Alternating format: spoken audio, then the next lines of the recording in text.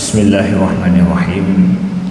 Assalamualaikum warahmatullahi wabarakatuh. Alhamdulillahi rabbil alamin.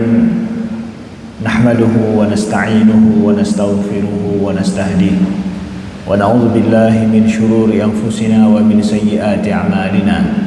May yahdihillahu fala mudilla lahu wa may yudlil fala hadiya lahu.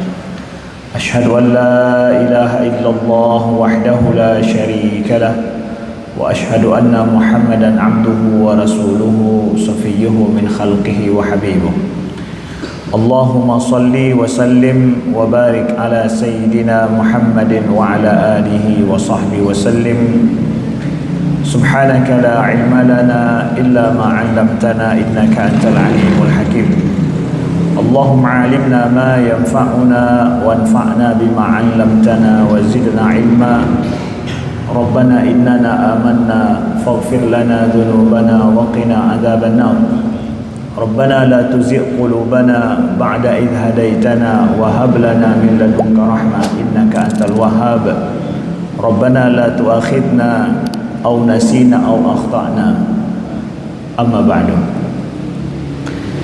Hadirin sidang jamaah salat subuh yang Allah muliakan, mari sama-sama kita bersyukur kepada Allah dan senantiasa memujinya atas segala limpahan karunia yang telah Allah berikan kepada kita. Salawat dan salam senantiasa tercurahkan kepada baginda Rasulullah sallallahu alaihi wasallam, kepada sahabat beliau sekalian, kepada keluarga beliau, kepada para tabi'in, tabi'in wa man tabi'ahum bi ihsan ila yaumiddin.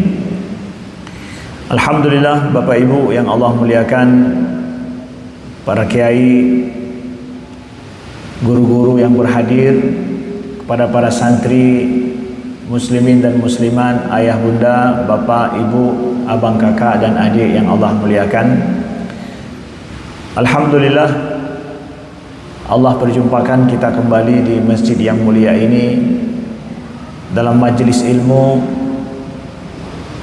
Alhamdulillah, kami datang atas prakarsa dari kawan-kawan tim Formasi 1 Forum Masjid Islam Masjid Indonesia Bersatu bersama dengan Marbot Aplikasi dalam rangka Tarhib Ramadan, menyambut datangnya bulan suci Ramadan. Alhamdulillah, sama-sama saya mengajak kita yang berhadir di sini, kami mengajak yang berhadir di sini untuk sama-sama meniatkan i'tikaf di masjid, sama-sama untuk meniatkan menunggu solat syuruk, dan sama-sama kita meniatkan untuk menuntut ilmu. InsyaAllah sejenak kesempatan kita bersama di masjid Allah tuliskan sebagai bagian dari amal ibadah kita kepada Allah Subhanahu wa taala. Amin ya rabbal alamin. Saudaraku yang Allah muliakan, alhamdulillah kita sudah hampir di pertengahan daripada nisfu Sya'ban, yang Rasulullah sallallahu alaihi wasallam sudah sering para guru kita dengarkan, para asatiz menyebutkan sebuah doa daripada Nabi sallallahu alaihi wasallam, Allahumma barik lana fi Rajab wa Sya'ban wa ballighna Ramadan. Ya Allah, berkahilah kami pada bulan Rajab dan bulan Sya'ban, dan sampaikanlah kami pada bulan Ramadan. Siapa yang saat ini, hari ini dia masih belum kangen, belum rindu, belum mengharapkan, belum mendoakan Ramadan, dia itu ketinggalan zaman, ya.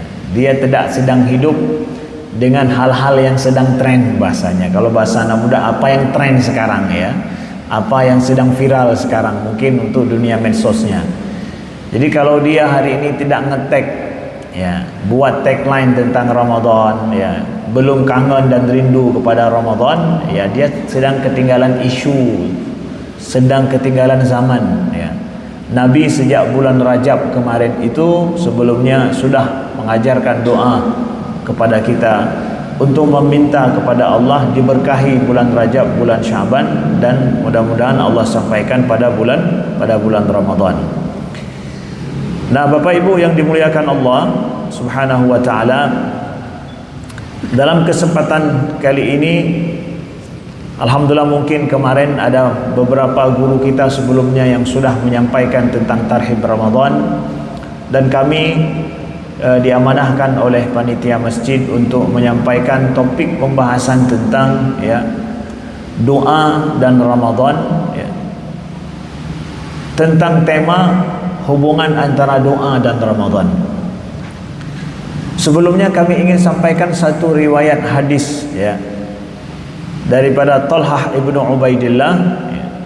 Hadis ini disebutkan dalam Sahih Ibnu Majah,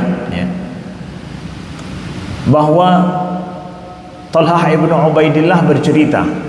Talhah kita tahu ini adalah salah seorang sahabat Nabi SAW. Bercerita bahwa ada dua orang sahabat Nabi yang mereka ini masuk Islam sekaligus bersamaan. Lalu kedua mereka sangat rajin mengamalkan Islam setelah mereka masuk Islam. Salah seorang daripada mereka berjihad bersama Nabi SAW sampai syahid fisabilillah setahun setelah masuk Islam. Sedangkan satu lagi saudaranya ini yang sama-sama masuk Islam setahun kemudian baru wafat. Jadi beda wafatnya, beda umurnya. Lalu Talhah ibnu Ubaidillah bercerita bahwa beliau melihat di dalam mimpi setelah kedua sahabat ini wafat. Beliau lihat dalam mimpi. Beliau melihat dalam mimpi seakan-akan beliau melihat mereka berdua sedang di pintu syurga, mau masuk syurga. Lalu yang terakhir meninggal, yang terlambat meninggal setahun, itu berada di depan dan diberi izin oleh malaikat masuk ke dalam syurga. Lalu datang sahabatnya yang duluan meninggal, yang syahid fisabilillah dalam perang, dia mau masuk syurga juga, jatah masuk syurga. Ternyata malaikatnya bilang bahwa belum sampai waktunya engkau masuk syurga, tapi saudaramu sudah. Engkau masih belum sampai waktumu, jadi tunggu dulu, masuk waiting list, ya jatah juga masuk tapi waiting dulu. Lalu Talhah ibnu Ubaidillah yang bermimpi melihat itu, esoknya beliau merasa takjub dan heran. Tidak seperti yang beliau perkirakan. Mestinya yang duluan masuk syurga itu menurut beliau adalah yang pertama meninggal, yang syahid fisabilillah itu. Lalu beliau datang bertanya kepada Nabi SAW. Lalu faqala Rasulullah SAW, Nabi pun bersabda, alaysa qad makatha ba'dahu sanah? Qalu bala. Qala wa adraka Ramadan fasama wa shalla kadha wa kadha sajdatin fis sanah. Qalu bala ya Rasulullah. Jadi Nabi berkata bahwa kenapa kalian heran kalau yang terakhir meninggal itu duluan masuk syurga? Bukankah dia telah hidup setahun lebih daripada saudaranya? Nah, dia hidup setahun lebih daripada saudaranya yang duluan meninggal, dan dia telah berpuasa Ramadan, kata Nabi, dan dia sudah solat dalam setahun sekian-sekian kali sujud. Nabi memastikan kepada sahabat, nih yang terlambat meninggal, dipanjangkan umurnya setahun, dia sudah panjang umur setahun, dia sempat untuk puasa Ramadan kan, kata Nabi, dan dia sudah melaksanakan solat sekian-sekian kali sujud, mungkin ribuan kali sujud di dalam setahun itu. Lalu kata Nabi, fama bainahuma ab'adu mimma bainas sama'i wal ard.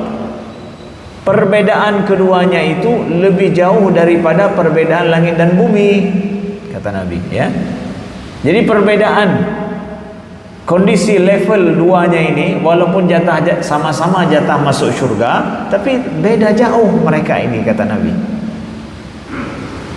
Maka di sini kata para ulama, mana lebih baik panjang umur dengan pendek umur? Bagus panjang umur, tapi kalau taat, ya. Kalau taat, mana lebih baik panjang umur atau pendek umur? Bagus panjang umur. Ya.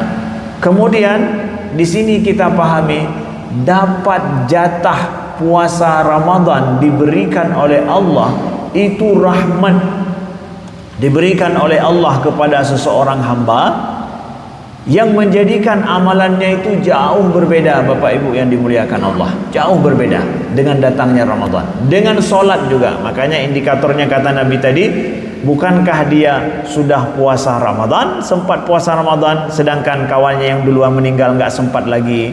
Bukankah kemudian dia sudah solat dan sujud sekian ribu kali sujud di dalam setahun itu? Maka ini beda antara mereka. Jadi kenapa kalian heran, kata Nabi, dijelaskan kepada para sahabat.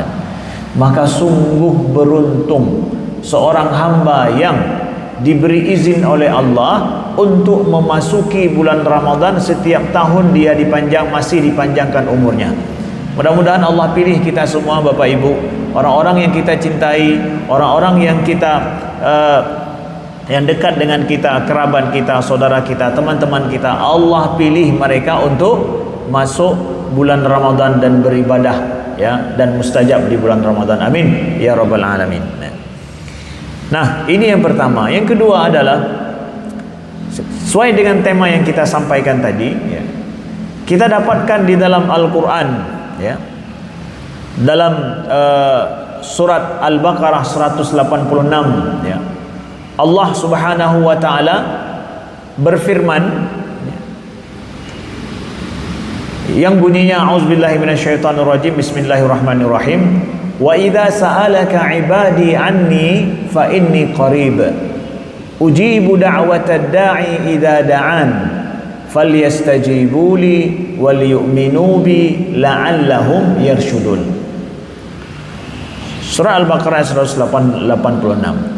Wa idza sa'alaka ibadi anni, apabila hambaku menanyakanmu, sa'alaka ibadi anni fa inni qarib, apabila hamba-hambaku menanyakan tentangku.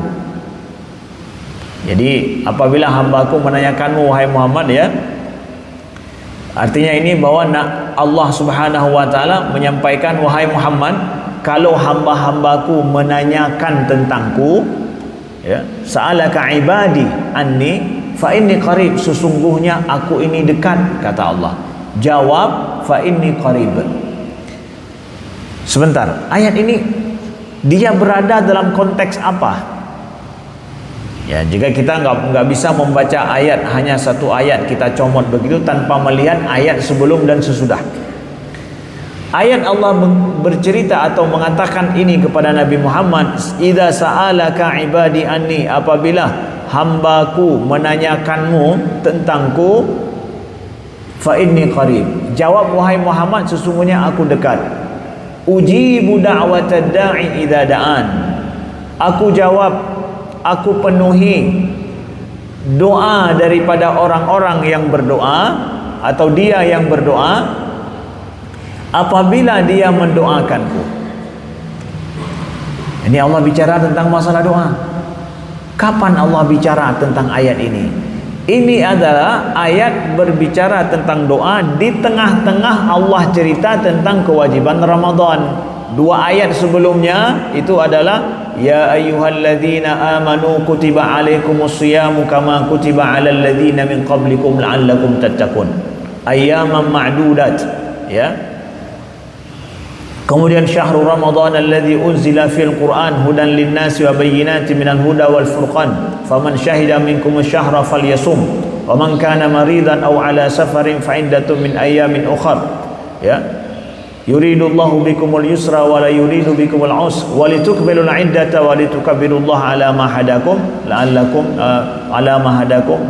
tashkurun. Jadi itu bicara tentang ayat tentang kewajiban daripada puasa dan mekanismenya yang bagi mereka yang tidak sempat berpuasa atau kondisi musafir ataupun sakit. Allah cerita tentang itu.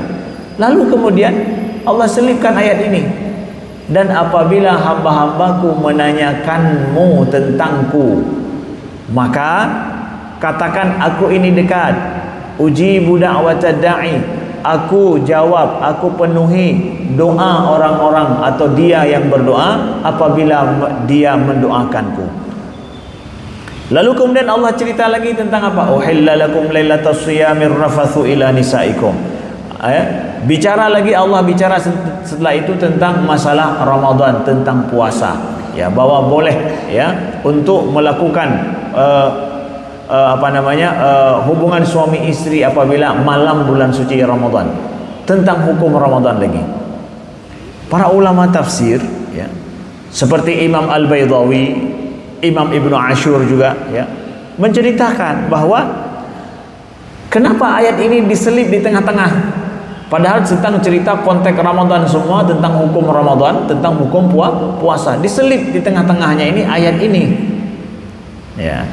Imam Ibnu Ashur rahimahullahu taala dalam kitab tafsir beliau Tahrir wa Tanwir, ya, beliau menceritakan bahwa ini adalah ayat yang Allah menyapa hambanya, ya, menyapa hambanya dengan penuh kasih sayang tentang hamba-hambanya yang dia berdoa dan mengharap dan meminta kepada Allah dalam kondisi dia sedang melaksanakan ibadah puasa, sedang melaksanakan perintah Allah, ya, untuk beribadah bulan Ramadan atas panggilan imannya.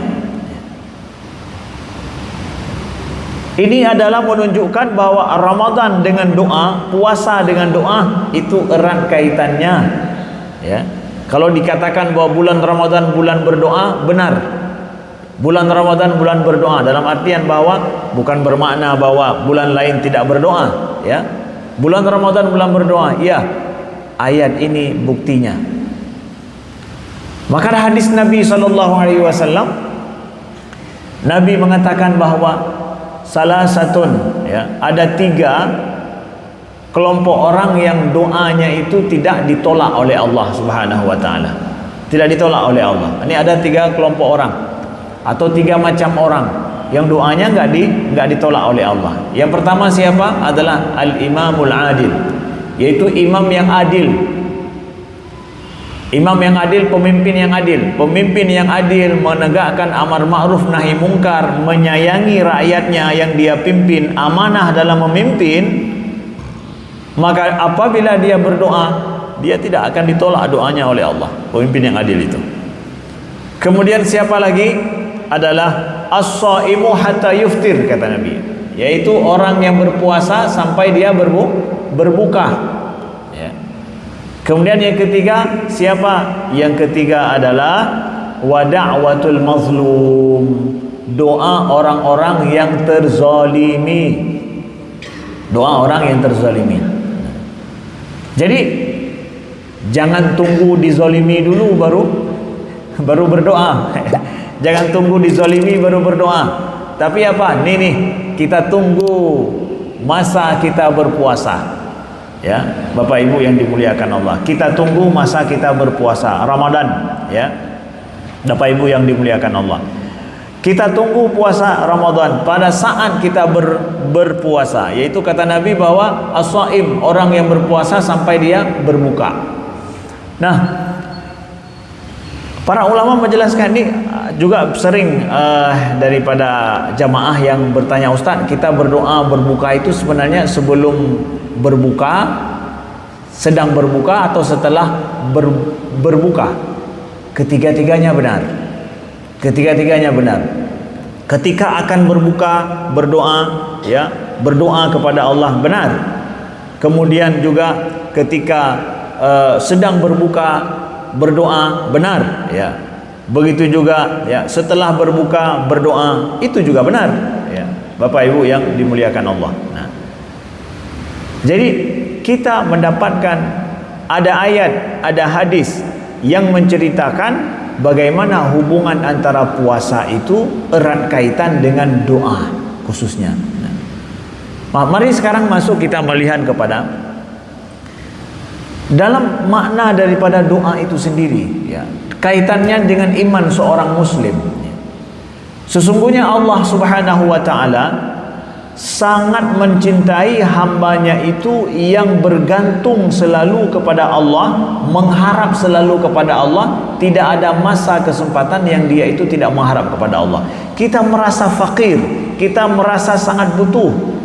Antumul fuqara'u ilallah, Allah sampaikan bahwa kalian ini adalah fuqara, fakir, tak punya apa-apa, bergantung kepada Allah. Allah mencintai yang demikian, Allah suka yang demikian. Maka orang-orang yang tidak berdoa mengharap kepada Allah itu adalah orang yang sombong. Kok bisa Ustaz? Kita dianggap sombong tidak berdoa kepada Allah. Bapak Ibu yang dimuliakan Allah, kalau kita berjumpa dengan dengan manusia, apabila kita meminta kepada manusia, kita meminta pada manusia. Kalau kita tahu dia orangnya dermawan sekali, ya, oke, kita minta kepadanya. Nggak salah orang kita, kenapa? Ya, memang orangnya sangat dermawan nih. Kalau kita jumpa sama orang pelit, kita minta, kitanya yang salah. Kenapa? Itu dia orang pelit, kok kamu minta sama dia? Ya, yang dermawan lah yang minta. Saya benar meminta pada orang yang dermawan, bukan sama orang yang pelit. Oke. Manusia diciptakan oleh Allah, dia maha penyayang, maha pengasih, atau yang penyayang dan pengasih itu Allah, ya. Allah itulah yang penyayang dan pengasih, bukan manusia. Manusia dia sangat terbatas. Jangankan untuk memberi kepada orang, dianya saja serba butuh, serba perlu. Jadi kalau seandainya kita meminta pada manusia, kita akan menjadi hina. Kitanya yang hina. Karena apa? Salah minta. Seperti tadi, kalau minta sama yang pelit, kitanya yang hina kan? Dia pelit tuh. Semakin banyak kita minta sama orang pelit, semakin kita jadi hina. Manusia itu fakir, kata Allah. Manusia itu fakir dia, nggak punya apa-apa. Sedangkan Allah wal ghani, kata Allah, dialah yang ghani, yang maha kaya. Ya. Maka orang yang tidak meminta kepada yang maha kaya, yang maha pengasih, maha penyayang, sedangkan dia fakir, nggak punya apa-apa, dia sombong. Begitu juga bedanya kalau kita minta pada manusia, kita jadi hina, ya. Dan orang itu akan membenci sama kita kalau tiap saat kita minta sama dia, tiap saat minta, setiap jumpa minta, ya. Kita jadi hina, kita yang hina, dianya akan marah. Tapi kalau sama Allah beda. Kalau sama Allah kita minta, makin banyak kita minta ilhah. Dalam istilah berdoanya, ilhah itu minta terus menerus gitu. Ilhah sama Allah, kita menjadi terpuji, kitanya terpuji, dan Allah bukan benci sama kita. Allah semakin sayang sama kita dengan meminta dan berdoa. Itu beda. Kalau sama manusia makin banyak minta, banyak kita minta, kita jadi hina terus, dia semakin benci sama kita. Saya pikir ini enggak ada manusia yang enggak seperti itu. Ya, kalau sekali dua kali minta dikasih, oke lah, masih oke aja. Tapi terus menerus minta, ya, ilhah lagi, tiap saat kita akan dibenci. Kita jadi terhina di depannya. Tapi di depan Allah, kita meminta kepada Allah, kita mulia. Kita banyak meminta kepada Allah, kita dicintai oleh Allah.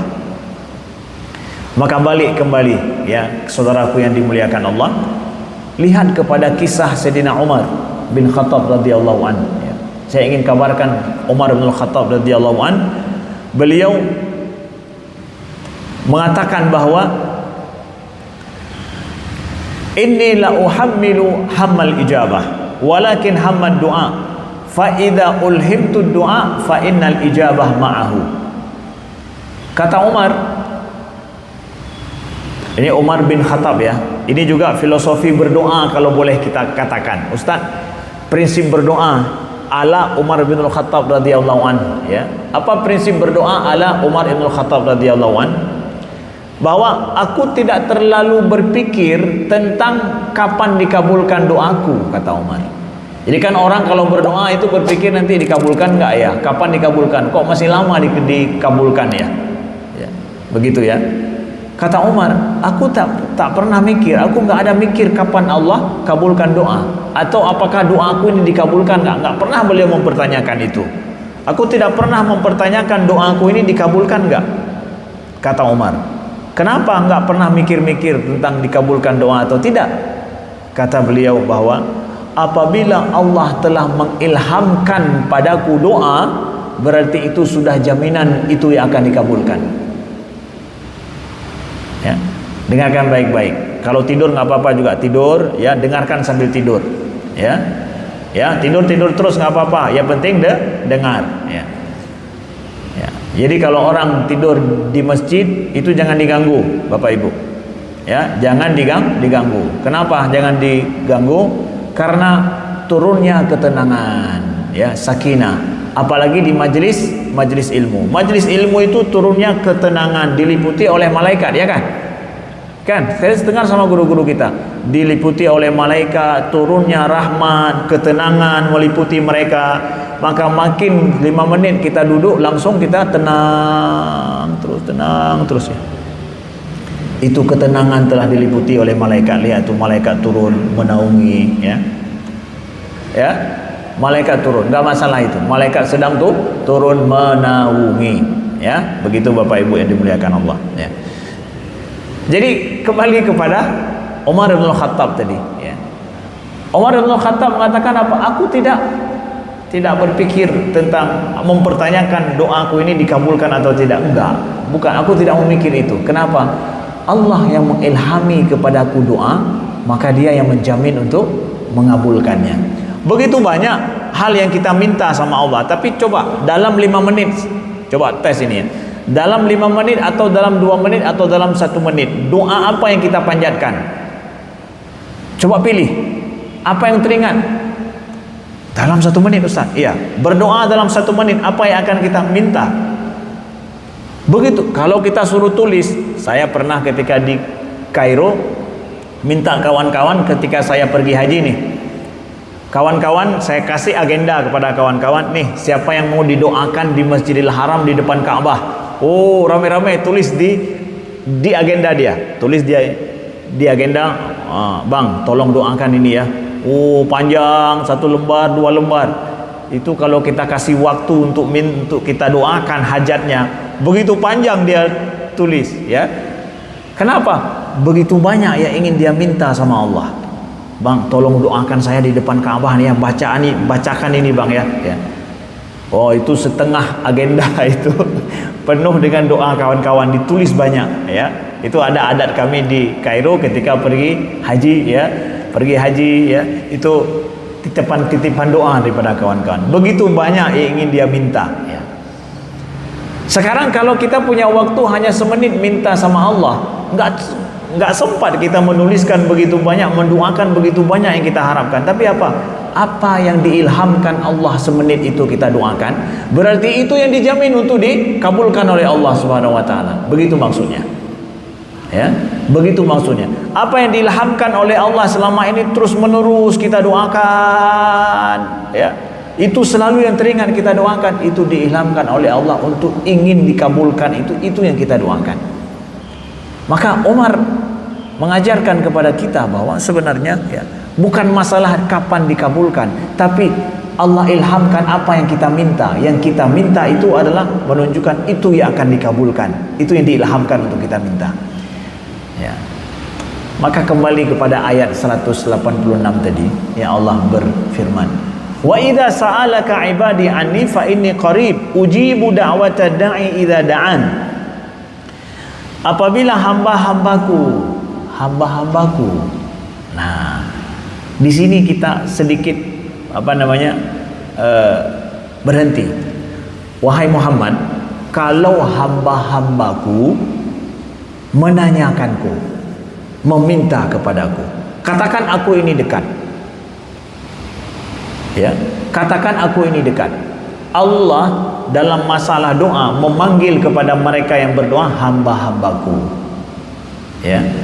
Dalam kemarin kita memperingati Isra Mi'raj, Allah berfirman apa? Subhanalladzi asra bi'abdihi, telah memperjalankan hambanya. Siapa? Nabi Muhammad. Orang yang berdoa meminta kepada Allah, menanyakan akan Allah, Allah katakan hamba-hambaku, mereka itu hamba-hambaku. Itu panggilan hamba penuh kasih sayang. Orang yang dikasihani Allah, orang yang selalu menanyakan akan Allah. Jawablah bahwa qarib, aku ini dekat, kata Allah. Ujibu da'watad da'i, aku akan istijabah, aku akan jawab, penuhi orang-orang yang berdoa. Lalu Ustaz, gimana tolak ukurnya kita ini diterima doa kita oleh Allah atau tidak?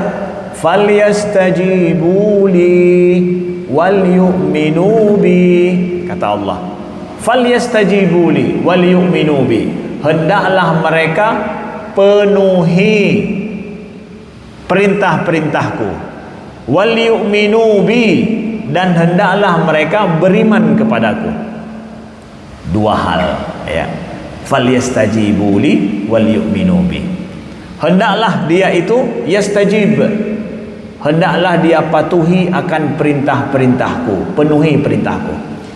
Ini ayat Allah katakan penuhi perintahku, itu setelah Allah suruh kita apa? Suruh untuk puasa. Ya ayyuhalladzina amanu kutiba alaikumusiyam, diwajibkan ke atas kamu berpuasa sebagaimana diwajibkan orang-orang terdahulu. Itu kan perintah Allah tuh. Ya, kalau nggak sanggup karena sakit, hendaklah ganti pada hari yang lain. Kalau safar juga ganti pada hari yang lain. Kepada mereka yang nggak sanggup puasa sama sekali, wa 'alal ladzina yutiqunahu fidyatun ta'amu miskin. Kalau kalian tidak mampu berpuasa sama sekali, maka hendaklah dia bayar fidyah. Itu perintah daripada Allah. Ya Allah, kami patuhi perintahmu ya Allah.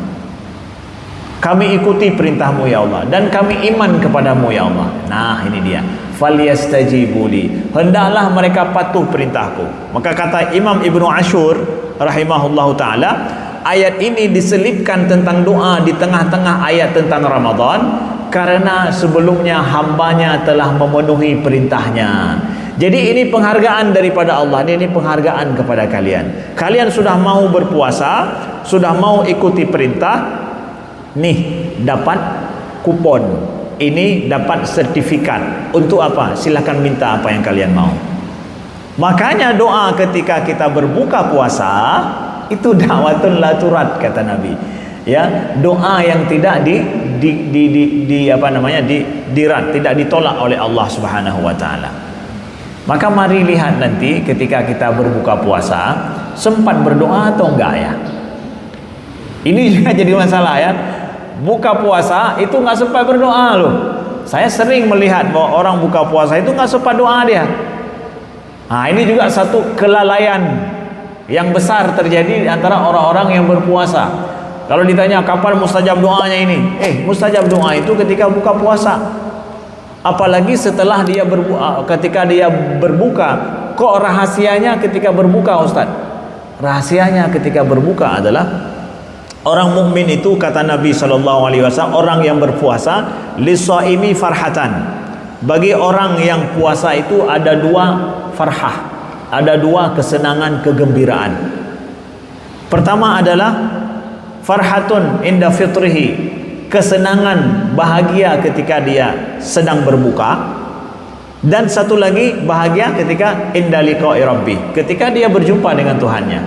Lisaim, ya, dua kebahagiaan. Jadi ketika dia telah memenuhi perintah Allah, seharian dia berpuasa komplit, alhamdulillah, sudah dia penuhi perintah Allah. Falyastajibuli, kata Allah kan syarat doa dikabulkan, yastajibuli, dia itu hendaknya penuhi perintahku, kata Allah. Ya Allah, aku sudah puasa sehari ini ya Allah, aku sudah penuhi perintahmu. Nah, dan dalam kondisi senang, dia gembira, alhamdulillah sudah sampai puasa kali ini. Datanglah godaan setelah itu. Wow, masakannya banyak ini ya. Ini saya belum merasa, ini cuma merasa. Sibuk dengan merasa ini, merasa itu, nggak sempat merasakan doa. Hah? Bapak Ibu? Sibuk dengan mencicipi, lupa berdoa. Ya Allah, la haula wala quwata illa billah. Semenit 2 menit khusyuk kita berdoa sejenak setelah minum.